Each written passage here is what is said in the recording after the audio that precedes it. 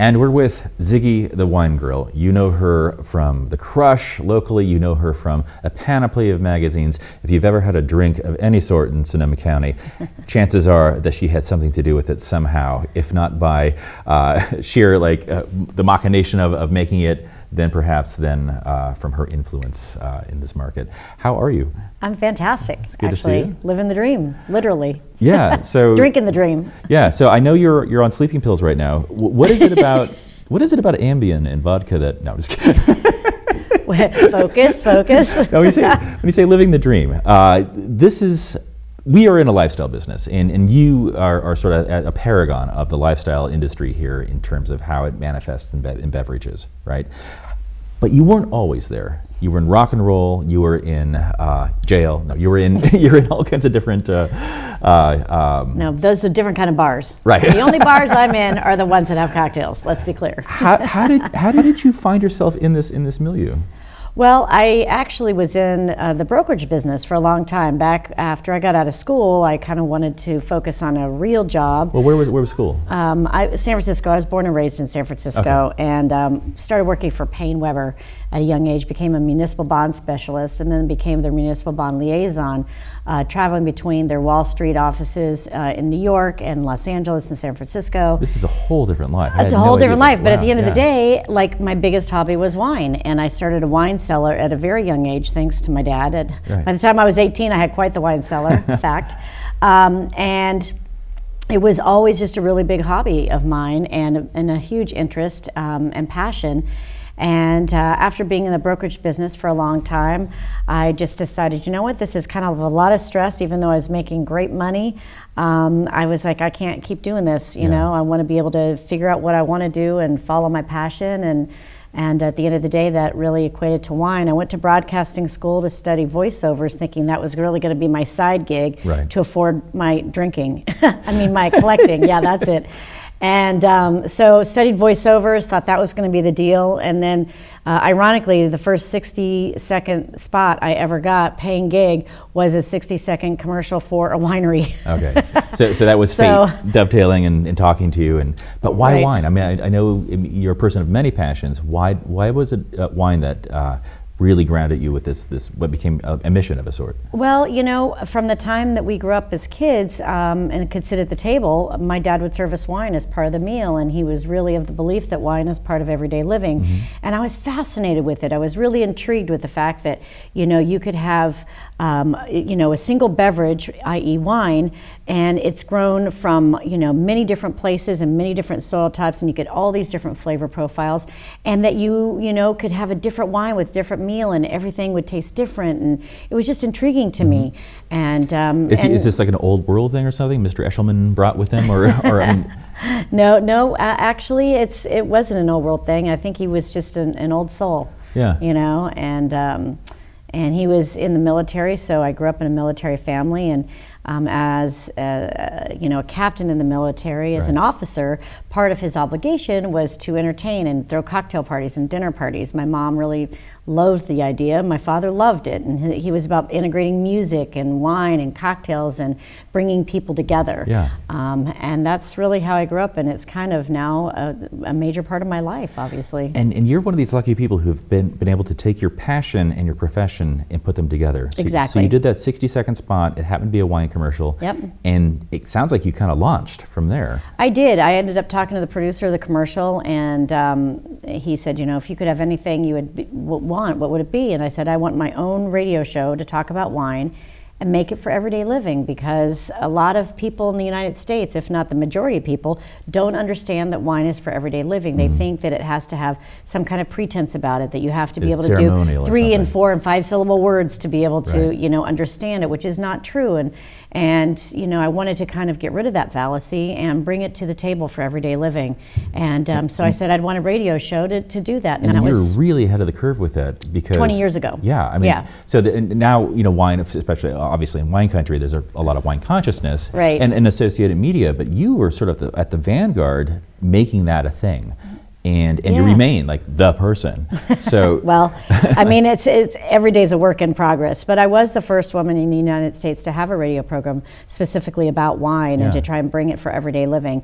And I created this niche on FM radio, on music stations, where I could come in and talk about wine, and so it wasn't like it was on a talk radio station. And still to this day, 20 years later, I'm still on music-oriented stations. Which is great, because it actually melds with the lifestyle aspect rather well. It does, it does. And you know, growing up knowing musicians, you know, and at one point being married to a musician for a really long time, and just having, you know, a lot of contacts in the music industry, at one point in my career, about 10 years ago or so, I was able to bridge that gap between the wine world and the music world, and kind of bring it together and put together really fun, exciting wine programs for world tours. So that's great for bands. For bands, we should probably take a little bit of a step over to the music side of your experience, because it sounds pretty significant, and it's amazing. You again found a home, a natural home with FM radio and all that, with the music and the wine.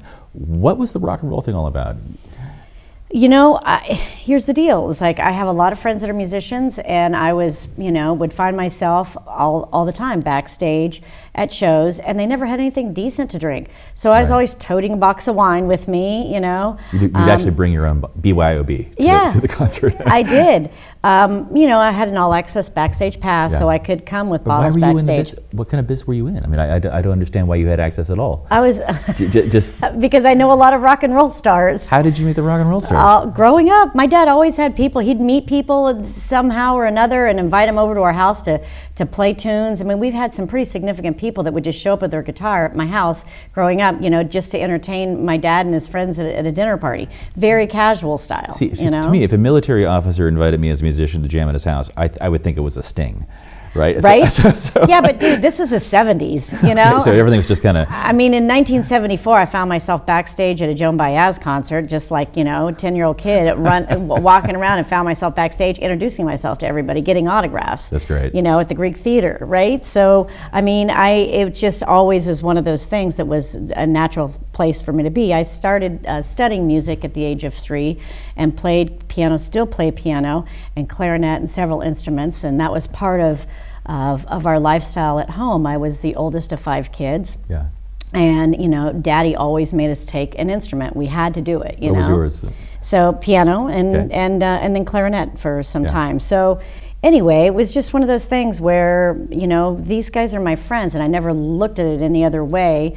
And that's why I'm so comfortable with them, you know, being on the road, traveling, being backstage, and they're always looking to me like, well, what should we be drinking, you know? And at the end of the day, you know, the lineup of cocaine and wild spirits backstage and shots of tequila are long gone. You know, these guys just want 1 or 2 great glasses of wine at the end of their gig and call it a day like the rest of us. Right, they're much you know? more sophisticated now. Yeah. So I put together programs where I figured out the logistics on it and make sure that these guys are drinking all the best stuff that I think that they would love while they're on the road.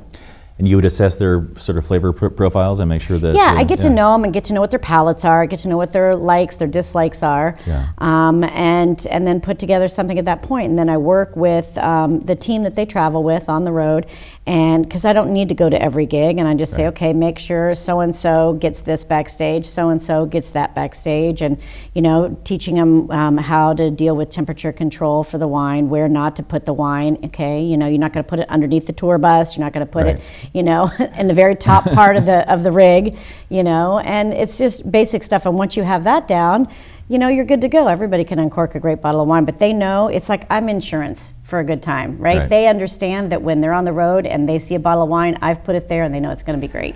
We'll be right back with Ziggy, the wine gal, the sonic sommelier, to the stars. When we come back.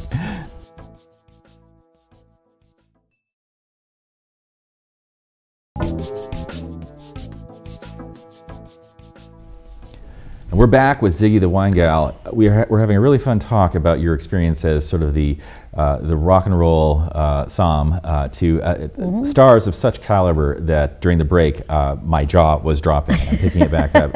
Obviously, they're all friends. Yeah, and which is so cool. And I'm not going to name drop here, but I am super impressed. But it says a lot about the confidence they have in you and your ability to deliver what they need. And one thing that came up, which I thought was interesting, it's not like these guys are all drinking a lot of wine. Sometimes they don't drink at all. But they are of such caliber and working with such heavy hitters in their industry and beyond that there's an expectation that certain people command certain, notions. And well, I'm working and have been working on my rock and roll and wine book for a while, where I will talk about some things about being on tour and meeting some of these guys, and have some great quotes, which is the majority of the book's going to be about the quotes and the fun stories that have really kind of kept this going, I was backstage with the Rolling Stones last summer for their tour, and meet some incredible people, and Elton John. As a matter of fact, great quote from the drummer, most of Elton John's band has been with them for 35 plus years. Right. And here I am, I heard these guys love Burgundy, right? And so I'm like, you know what? I'm not going to bring Burgundy backstage because I know they love it. I'm going to do something different, and I brought some Russian River Valley Pinot Noir that I was absolutely confident in the fact that I knew that they would like it. If they love Burgundy, I think they're really going to like this Russian River Valley Pinot Noir. You've worked with these guys before, so you can kind of... No, I didn't. Oh, really? This is my first time. And I was like, they flew me to Vegas for some shows. Anyway, so here I am backstage, and I'm literally, it's just me in a room with the band. That's it, right? Yeah. And they're legendary, Howard was their legendary, longtime band manager. So he's like, well, Zig, what do you got? And I go, so I brought all big formats. Liters, 3 liters, some Magnum, some 3 liters. Yeah. And Nigel walks up and he's like, what's in that bottle? And I go, well, it's a beautiful wine. He goes, I only like Burgundy. And I said, well, you could try this wine. If you like it, great. If you don't like it, that's pretty much all I brought. And he looks at me and goes, Zig, if there's any one thing I've learned, is that compromise is for relationships. It's not for wine. And I was like, okay, no pressure. And a great quote. And that'll be in the book. So anyway, uncorked this and poured out. These guys loved it so much, I called the winery owner, winemaker, and flew him out the next day for the next show. And just had a blast. So, and these guys now have told other guys and so on and so forth. And it's really a small world, the entertainment industry. And you meet a lot of people. I mean, Johnny Depp was running around backstage at that show, and there's a lot of people that cross over between the music world and the film world. And I get an opportunity to meet a lot of these guys. And they're drinking a local wine that you've introduced them to. Yeah. It's going to become a cult wine to these guys. And that winemaker owes you, so much. But that is a huge thing you've done, right? Yeah. And you're putting Sonoma County wines not just on the map, but in the glasses of superstars. Yeah. It's just, following my passion, following what it is I love to do. And the folks at Arista Winery, and that was the wine that I served, have been really good friends for a long time, but their winemaking's always been exceptional. And their wines, they have a long waiting list to get their wines, and to be able to serve it in large formats like that, what's more befitting of a rock star? Right, then a magnum of...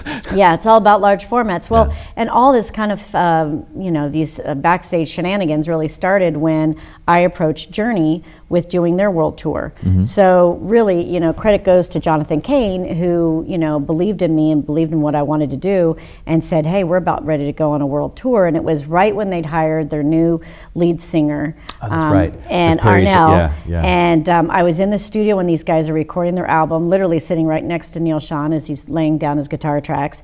And when they went to take a break, I gave them this idea. What about if you guys had great wines backstage all along your world tour, and I want to do that for you? And they're like, okay. And through them I met Hart, and done a lot of stuff with Hart over the years. Still continue to do a lot of stuff with that band. And so are you now part of the writer of these rock stars when they make their contract with the venue? And some of them, Ziggy the Wine Gal will supply wine. And and then a lot of my stuff has crossed over into the spirits world. 11 years ago, I got invited to be a judge at the World Spirits Competition.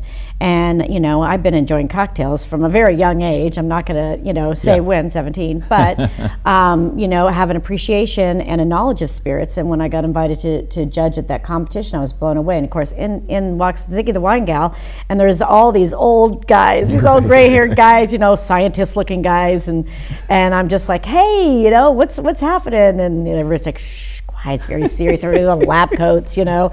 And so I just completed my 11th year judging that. I've been asked back every year, and that's branched into a lot of other things. So I'm doing a lot of spirits consulting and cocktail consulting, and I started creating a cocktail garden at my house 7 years ago. Where you're actually growing the elements. All the elements, anything that you would put in a cocktail, from horseradish to heirloom tomatoes to every kind of herb. Wow. I have 19 different heirloom mints right now in my garden, edible flowers, you name it. If it can be eaten or, you know, put into a blender, it's happening. Sounds like when you get onto something, you just deep dive into it and make a total commitment. I do.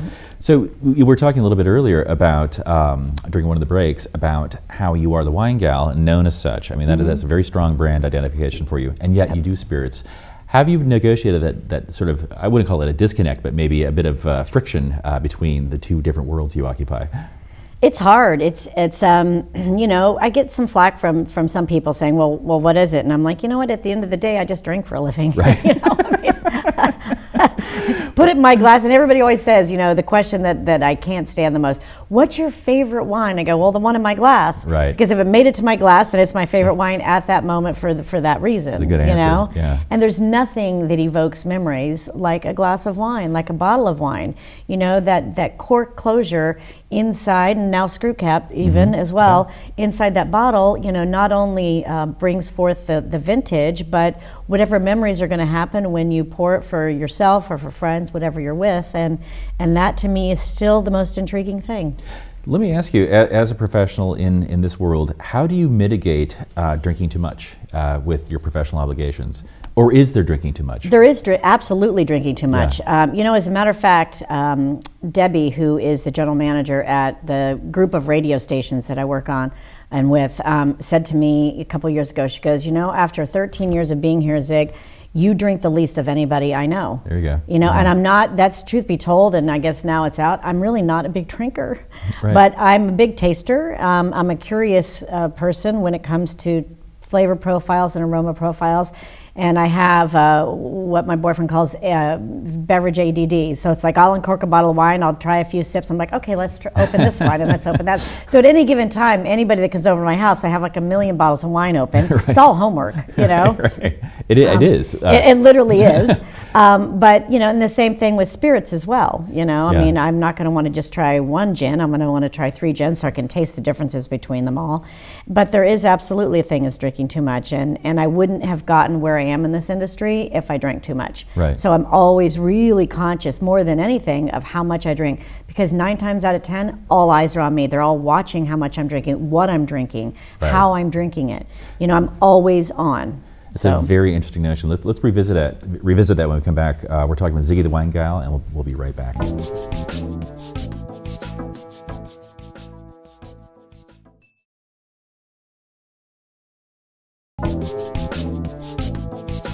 And we're back with Ziggy the Wine Gal. We left off talking about the professional hazards of drinking on the job when the job is drinking.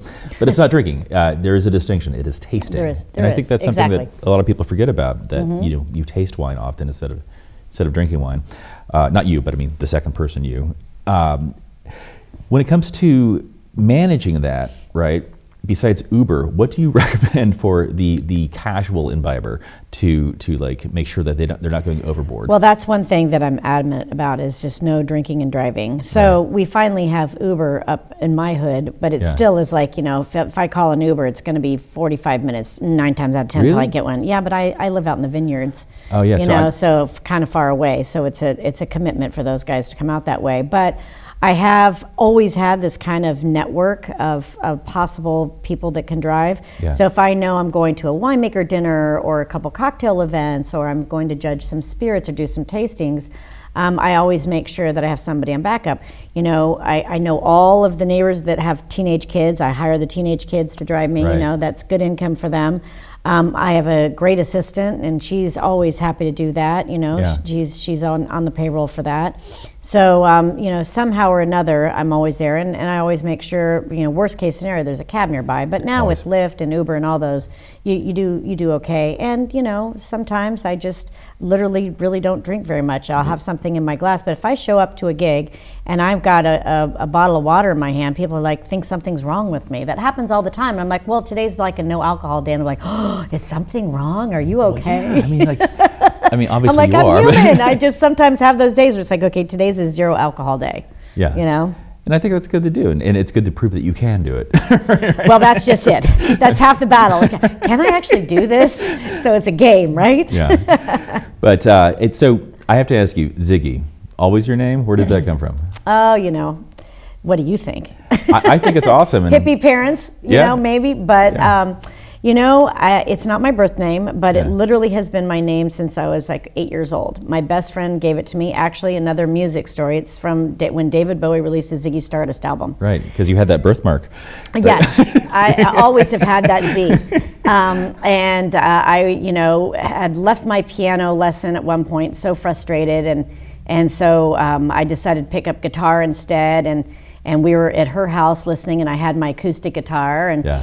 and you know, the thing came on, and with the you know, of course, the hit single, the Ziggy played guitar, and she goes, "You're so much more a Ziggy than you are a blank." Fair enough, yeah. Nobody knows my real name. I So I've totally been respect Ziggy that. since I was 8. That's so great. thank you, Joni. Still my best friend to this day. Yeah, no, it suits you. It's great. And then when you became the wine gal, right? Mm-hmm. You know, this is a nationally known, if not internationally known, premise, right? Are you going to become Ziggy the Spirits gal? Well, funny you should mention that. You know, my publicist now says the wine gal thing puts me too much in a corner, you know, but everybody knows me as that. Yeah. And most people that follow me, whether it's, you know, on radio or television or social media, whatever platform I'm on. Or your byline. Right. You're everywhere, People know that I'm also into spirits and cocktails and so on and so forth. But years ago, a good friend of mine, Anthony Diaz-Blue, back when he was working at Bon Appetit magazine, had said to me, he goes, "You're the Countess of the cocktail." And then that title, you know, kind of always was flying around back there. And I still know Andy to this day. And he always still calls me that, you know, and I see him at a lot of spirits-soaked events. And so, you know, I'm getting ready to do a big gig coming up for Sunset Magazine, and it's all about cocktails and spirits. And so I'm like, well, they can't, you know, bill me as Ziggy the Wine Gal, so I guess I'm going to pull out this Countess of the Cocktail and see how that goes on. But I should just put it out to my listeners and my fans and just say, do you have another title for me? Like, I can't always be the wine gal, but then I can't always be the cocktail gal either. I want to be both. I am both, but what's the title for I that? don't know. Do you need a descriptor at this point? You could just be Ziggy. I could just be Ziggy. I mean, your competitors are Bowie and the cartoon, both of which are dead. So, you know, you own it now. It's yours. Right? It came out a little harsher than I meant. Jay-Z, just Zig, you know? Zig, yeah. There you go. So, yeah, I mean, you know, the hot hippie boyfriend says it should just be Ziggy. Everybody knows you as Ziggy, and, you know, that's the deal. I'm like, all right. I can see that working. So what's happening now in Sonoma Wines, right? What's going on? I know there was a big push, and it's worked out successfully. The world now knows about it, right? 10 years on, because I believe about 10 years ago is really when, like 2005, 2006, like the radar was very aware of Sonoma. Not to say it wasn't before, but I felt it exploded. Correct me if I'm wrong. But now that we've graduated to this level of awareness internationally, what's next for Sonoma County Wines? Well, we've got to take it to the next level. I mean, you know, I travel an inordinate amount all year, you know, all over the world. And there still is this, you know, oh, you're from wine country in California. What part of Napa do you live in? Right. You know, and I have so many friends, and there's some extraordinary producers in Napa, but they've been doing such a great deal of branding themselves that people automatically think that, you know, that I'm in Napa. So there still is a lot more work to be done. But I'll tell you, the fact that Sonoma County is going to be the first county in the state of California to be 100% sustainable with all their growers and wineries, that's going to put us up at the forefront. You know, I work hand in hand with the Sonoma County Tourism Bureau a lot. They call me their super ambassador. And there's a big program that they have going on where we actually go out and we train folks that have any kind of contact at all with the public. Maybe they're a concierge at a hotel, maybe they work at a winery tasting room, maybe they work at a real estate office or wherever. As long as you have contact with the public and you want to become a certified ambassador for Sonoma County, we have a program that's nationally credited. So that you can do that. So I work closely trying to brand that, get that out there, get a lot more ambassadors happening, and it's just about getting the word out. And our wines speak for themselves, quite frankly. We win more gold medals, we have more wineries here, more quality wineries here than anywhere else in the world. So that said, it's just a matter of time. It's kind of like the domino effect now. And everything is just kind of rolling down the road, and it's all good. Yeah. But we need a lot more of me out there doing that, And but working together, the Tourism Bureau is really dedicated. Everybody that works there is really dedicated to promoting, Sonoma County as a great region. And, of course, for the wines, which is important to me, but also for everything else. I mean, look at our craft beer here, and look at our spirits.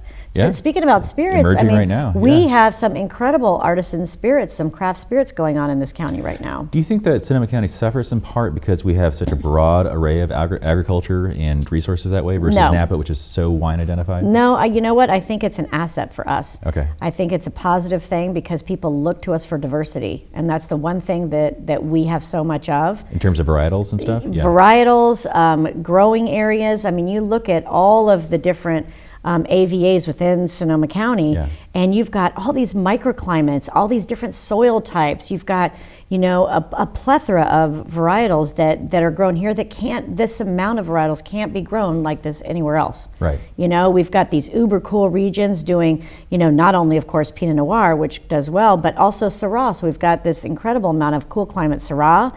And we've got, these uber warm climates that do so well with this incredible Cabernet. And we've got some great Cabernet clones now that are really just beginning to get understood. And you know what? We can give anybody else a run for their money. Our quality is outstanding, and it pretty much, I think, is a level above just about anything else out there. I'd say you're right. I'd say you are a level above as an ambassador, among other things. Ziggy the Wine Gal, thank you so much for coming on. You're welcome. I hope you come back sometime. Someday I hope we can have wine here, right? Hey, listen. Not you. TikTok, you don't know what's in this class. Oh, Mama drinks for a living.